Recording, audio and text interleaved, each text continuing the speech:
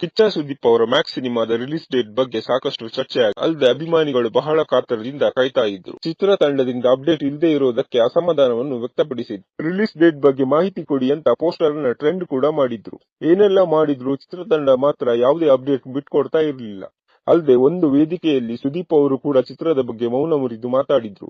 Cinema ಈ ವರ್ಷ ತೆರೆಗೆ ಬರಲ್ವಾ ಅನ್ನೋ ಡೌಟ್ ಕೂಡ ಕ್ರಿಯೇಟ್ ಆಗಿತ್ತು. ಅಂತೂ ಕೊನೆಗೆ ರಿಲೀಸ್ ಡೇಟ್ ಅನೌನ್ಸ್ ಆಗಿದೆ. ಸಣ್ಣ ಟೀಸರ್ ಸಮೇತ ಅಭಿಮಾನಿಗಳಿಗೆ ಚಿತ್ರತಂಡ ಸರ್ಪ್ರೈಸ್ ನೀಡಿದೆ. ಸಣ್ಣದಾದ ನಿರೀಕ್ಷೆಯನ್ನು ಹುಟ್ಟುಹಾಕಿದೆ. ಅಪ್ಡೇಟ್ ಪ್ರಕಾರ ಚಿತ್ರ ಈ ವರ್ಷ ಡಿಸೆಂಬರ್ 25ಕ್ಕೆ ತೆರೆಗೆ ಬರುವುದು ಖಚಿತವಾಗಿದೆ. ಮಾಹಿತಿಗಳ ಪ್ರಕಾರ ಚಿತ್ರ ಹೋದ ವರ್ಷವೇ ರಿಲೀಸ್ ಆಗಬೇಕಿತ್ತು.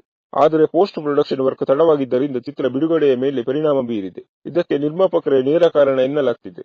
ಸ್ವತಃ ಸುದೀಪ್ ಅವರಿಗೂ ಸಿನಿಮಾ ಯಾವಾಗ ತೆರೆಗೆ ಬರಬಹುದು ಅನ್ನುವ ಅಂದಾಜು ಇರಲಿಲ್ಲ. ಈ ಸುದ್ದಿ ಕೇಳಿದ ಅಭಿಮಾನಿಗಳು ಸಂಭ್ರಮ ಪಡ್ತಾ ಇದ್ದಾರೆ. ಚಿತ್ರಕ್ಕೆ ಒಳ್ಳೆಯ ಓಪನಿಂಗ್ ಸಿಗುವ ನಿರೀಕ್ಷೆ ಇದೆ.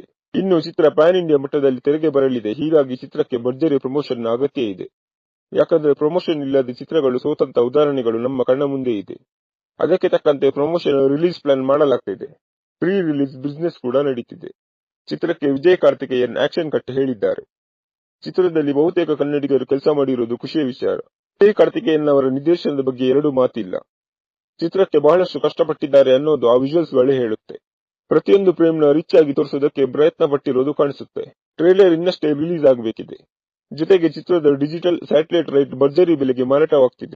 ಪ್ಯಾನ್ ಇಂಡಿಯಾ ಮಟ್ಟದಲ್ಲಿ ಸಿನಿಮಾ ಬಿಡುಗಡೆ ಆಗ್ತಾ ಇರುವುದರಿಂದ ಚಿತ್ರದ ಆಡಿಯೋ ಡಿಜಿಟಲ್ ಸ್ಯಾಟಲೈಟ್ ರೈಟ್ಗೆ ಭಾರಿ ಡಿಮ್ಯಾಂಡ್ ಸೃಷ್ಟಿಯಾಗಿದೆ. ಜಿ ಕನ್ನಡ ಸಂಸ್ಥೆ ಮ್ಯಾಕ್ಸ್ ಚಿತ್ರದ ಸ್ಯಾಟಲೈಟ್ ರೈಟ್ ಕೊಂಡುಕೊಂಡಿದೆ ಎಂದು ಹೇಳಲಾಗ್ತಿದೆ. ಒಟ್ಟಿನಲ್ಲಿ ಮ್ಯಾಕ್ಸ್ ಚಿತ್ರ ಕನ್ನಡ ಚಿತ್ರರಂಗದಲ್ಲಿ ಹೊಸ ಬಿರುಗಾಳಿ ಸೃಷ್ಟಿಸುವ ಮುನ್ಸೂಚನೆ ನೀಡ್ತಾ ಇದೆ.